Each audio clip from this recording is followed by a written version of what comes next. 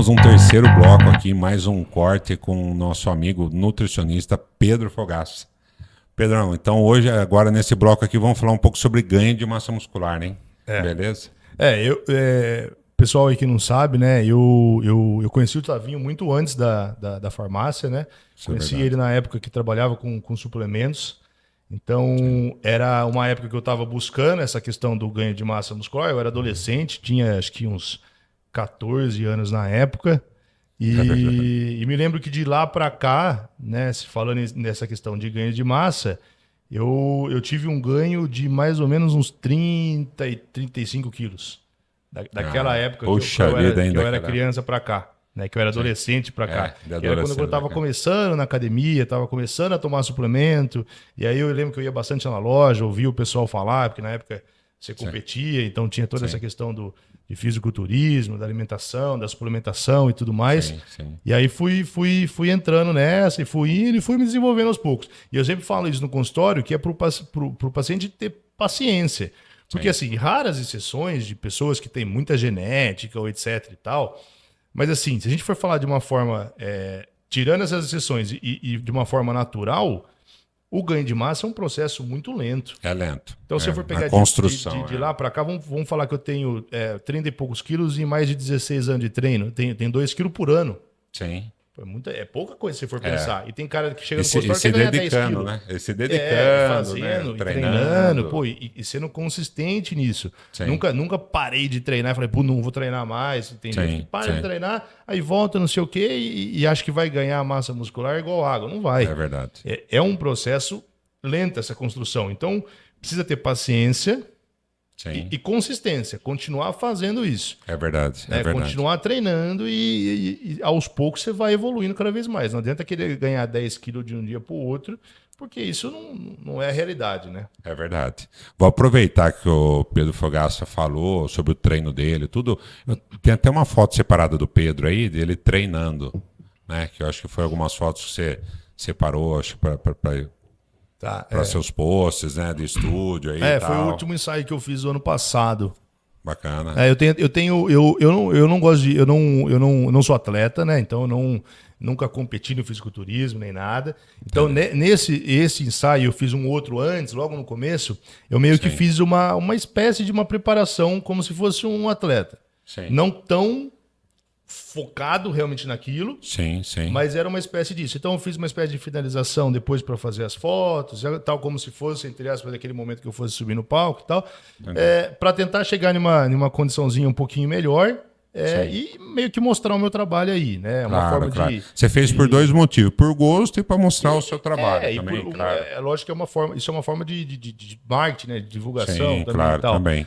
Mas é uma forma de eu entender um pouco mais também sobre o cenário, né? Sobre o que alguns pacientes vão passar e tal. Então, aquele negócio de viver na prática é uma coisa que faz muita diferença. Viver na prática a dificuldade, né, de restringir a alimentação. Então, porque daí aí você sabe realmente como né? Então você precisa ter um pouco essa vivência para ter noção melhor do que está falando. Porque quando você vai trabalhar com determinada pessoa que está fazendo isso, quando você tem mais essa experiência, fica mais fácil, né? Não é só uma coisa teórica. Tem um pouquinho da prática ali também, que você já está acostumado com essa questão do treino, da alimentação. Perfeito, tá certo. Nesse nível precisa ter uma restriçãozinha um pouquinho maior, precisa ter uma disciplina maior ainda, né? Precisa ter algumas coisas assim. Dependendo do nível que a pessoa quer chegar, né? Quero ter uma pelinha na barriga ali mais fina. Aí tem que ter uma restrição um pouco maior realmente, né? Não tem como... não tem como não é mil maravilhas também. Vai precisar de um certo nível de esforço. Se a pessoa realmente for buscar aquilo, que tem que ir além. Né? Perfeito. E isso é a mesma coisa para o ganho de massa muscular que a gente está falando. Né? Você quer ter mais massa muscular, você vai ter que realmente se dedicar mais, vai ter que ser um negócio mais... A alimentação não pode ficar perdendo refeição toda hora, não pode ficar matando treino e tal, porque é uma coisa que é aquilo que eu falei, tem que ser um processo contínuo ali. É um conjunto, né? E falando de ganho em massa muscular, o que geralmente se aumenta muito o consumo calórico, Claro que vai variar, né? Tem um rapaz que é magrinho e tem um rapaz que já tem um biotipo predisposto, um pouco diferenciado. Se aumenta esse consumo calórico, como que você faz? Isso a gente tem que observar muito, assim, porque vai variar muito do paciente para o paciente. Sim. Muito. Então, eu tenho paciente assim que é magro, mas eu não posso colocar muita caloria para ele, porque se eu colocar muita caloria, ele vai ganhar gordura. Sim. Porque ele não tem facilidade para ganhar massa muscular, mas ele também não tem dificuldade para ganhar gordura. Entendi. Então, se eu coloco muita caloria para ele comer, enche o carro de comida, ele vai acabar ganhando mais gordura que músculo. Cresce a barriguinha e o braço vai ficar do mesmo jeito, vai aumentar pouca coisa. Então, e esse cara, você tem que fazer o quê? Você tem que trabalhar mais devagar ainda, com mais cuidado ainda. Peraí, desculpa aí. Olha que besteira, eu fiquei pensando, eu quase falei isso, olha, que eu ia zoar no meio, eu ia falar, o cara parece um girino, fica magrinho com barriguinha. Cara, olha, eu pensei isso na minha cabeça, eu não consegui tirar da minha cabeça isso. Mas às vezes... Você explicando certinho e eu pensando besteira aqui. Não, mas às vezes você fala também não dá nada. Eu ia falar, mas daí a turma ia queimar, ou a turma ia rir. Eu preciso zoar mais nos podcasts. Vamos ver. Porque daí a galera às vezes gosta mais também, né? Sei lá. Dá uma quebrada no gelo para não ficar muito formal também, né? Não, putz. Então, aí com relação a essa parte calórica, eu tenho pacientes que têm menos peso, por exemplo, que alguns outros pacientes e podem comer muito mais, porque o cara gasta muito mais caloria. O metabolismo do cara é mais acelerado, ele fica mais tempo no trabalho em pé e etc. Então, aí eu vou vendo. Que daí, putz, esse cara eu começo colocando 200 calorias a mais. Eu vejo que o cara tá até perdendo gordura. Aí eu coloco 300, 500. Tem paciente que eu chego a colocar 1.000 calorias a mais. Poxa, bacana. Então, isso vai variar muito do paciente para paciente. E uma coisa que eu sempre falo é que eu tomo muito cuidado para fazer dieta de hipertrofia para mulheres. Primeiro, porque mulher, por uma questão cultural, tem um pouco mais de encanação, vamos falar assim, com essa questão de gordura. Sim, ela quer ganhar músculo, mas não quer ganhar nada de gordura, o que não é fácil, né? O homem, às vezes, ele não liga tanto assim. Ele não quer ficar com barriga, mas ele não liga se ele não tiver super definidão, mas ele está com um volume bom. A mulher não, se começa a aparecer alguma coisinha, às vezes ela já se incomoda. Sim. Então você tem que tomar muito cuidado. Você tem que deixar ela consciente de que pode acontecer um ganho de gordura, porque é normal no processo, né? Mas também você tem que fazer de uma forma que esse ganho seja o menor possível. Sim. Né? Então, normalmente eu trabalho esse processo de hipertrofia. Primeiro, quando a mulher já está com um percentual de gordura um pouco mais baixo, né? E eu trabalho ele bem devagar. Eu começo colocando poucas calorias a mais e vou vendo como que ela vai respondendo. Entendi. E aí, às vezes, eu falo até para me atualizar de como está indo a dieta, o peso dela e tudo mais, às vezes fotos e tal, antes de voltar no consultório. Eu falo assim, você vai voltar daqui 2 meses, mas daqui 1 mês você vai me atualizar. E também, desculpa a linha de raciocínio aí, mas também cá entre nós, né? Ganhar uma massa muscular não ganhando muita gordura, além de ser muito difícil, né? De acordo com o treinamento, alimentação, tudo que está passando, exigiria um custo um pouco maior, como nós falamos no bloco anterior de suplementação. Não sei se você tem essa, né? O que você acha disso, mas cá entre nós, para ganhar mais massa muscular com menos gordura, eu acho que tem que entrar com alguma linha, né, de suplementação e acaba aumentando um pouco o custo também, da dieta em si também que seja. Né? Eu acho que um dos problemas também, tá vendo, essa questão de massa muscular e gordura e tal, é que às vezes, como tem crescido muito essa questão da mídia fitness e maromba, às vezes as pessoas se baseiam muito no que famosos e atletas fazem. E aí, o cara tá usando um monte de recurso ergogênico e ele não vai ganhar gordura. Porque ele tá usando uma cacetada de coisa. Né? E aí isso, muitas vezes, segura realmente o ganho de gordura e o cara ganha mais massa muscular com mais facilidade. Então, não dá para pegar o que acontece no mundo de atleta, no mundo de famoso, que tem um investimento daí nisso altíssimo. Não, daí é outra história, vai ter um monte de substância que vai ter um investimento alto, realmente, que a maioria das pessoas não vai bancar. Então, assim, na realidade, para a maioria das pessoas, a gente tem que entender que é normal ganhar um pouquinho de gordura. Mas a gente sempre vai tentar, eu sempre falo no consultório que eu tento fazer normalmente uma proporção boa. É isso. É que mesmo uma glutamina, né? Whey protein, você tomar um whey protein concentrado é um preço. Você pegar um isolado mais top é um outro preço, né? Tem um custinho diferenciado. Tô falando quando vai ganhar mais massa, tentando o mínimo possível de gordura, né? Se você deixar ganhar um pouquinho de gordura, facilitaria, eu acho, esse processo, não sei. Eu acho que facilitaria essa questão do ganho de massa muscular mesmo. Porque se a gente vai tentando restringir muito o ganho de gordura, pode ser que daí você coloque menos caloria na dieta do que deveria, e aí com isso o corpo não responde tão bem ganhando massa muscular, que é o objetivo principal. Então, você tem que entender que você talvez precise comer um pouquinho mais. Não muito mais, porque senão vai ser ruim. Mas um pouquinho mais, e esse pouquinho a mais pode trazer um pouquinho de gordura. Mas a gente vai tentar fazer da melhor forma para não fazer isso. Como? Colocando, primeiro, bons alimentos, acertando as calorias, acertando o treino. Porque eu falo para a pessoa assim, o emagrecimento, ele é ditado pela dieta. Sim, é verdade. Você pode não treinar, mas se você comer certinho e tal, você vai emagrecer. Agora, não. O ganho de massa muscular é ditado pelo treino. Se você comer uma baita dieta lá e não estiver treinando, não tiver algum treininho meia boca, treininho fofo, você não vai ganhar massa muscular. É verdade. Agora, muitas vezes o sujeito, ele treina muito bem, mas ele come mais ou menos e tal. É aquele cara que come o pratão bate aquele patrão de pedreiro 2 vezes por dia e o cara ganha massa muscular. Porque o treino está muito bom. Então, assim, no ganho de massa muscular, o treino tem que estar muito bem alinhado. Você tem que treinar bem. Tem que estar um treino bem montado pelo profissional que vai montar e você tem que executar bem aquele treino. Aí a alimentação vai chegar lá e vai fazer o papel dela. Porque às vezes eu coloco mais caloria para o cara comer, mas ele está treinando muito mal. Então, uma coisa que eu faço no consultório é até tentar saber, tentar entender como é o treino desse paciente. Porque se eu ver que ele não treina tão bem, faz um treininho ali meia boca tal, eu já seguro um pouco a onda nas calorias. Porque eu sei que se eu colocar um pouquinho a mais, ele vai acabar ganhando gordura. Porque está faltando estímulo no treino. E outra coisa é o cardio, que muitas vezes as pessoas deixam de fazer exercício aeróbico porque acham que vai perder massa muscular. E não é bem assim. Porque assim, o cardio, normalmente, você pode perder massa muscular quando você está com um percentual muito baixo de gordura.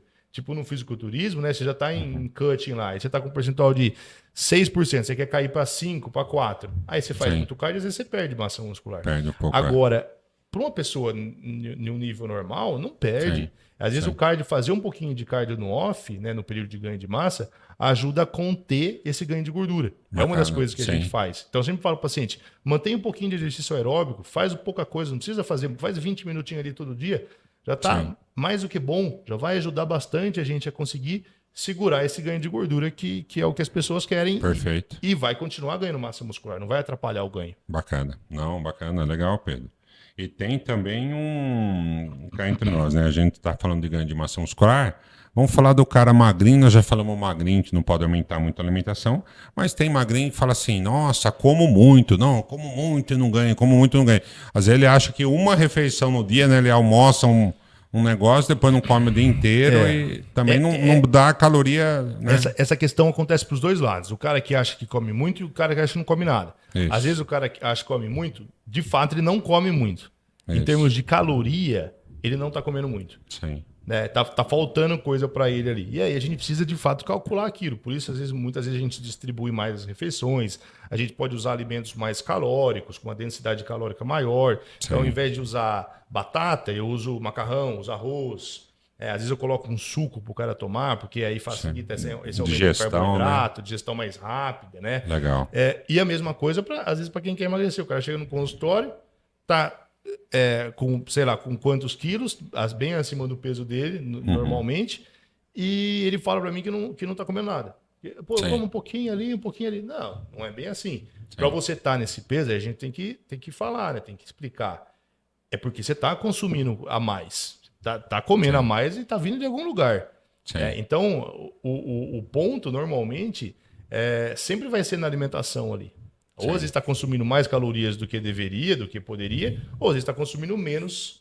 E aí até o que a gente usa bastante, que eu falo bastante, às vezes o paciente usar uma balancinha de cozinha.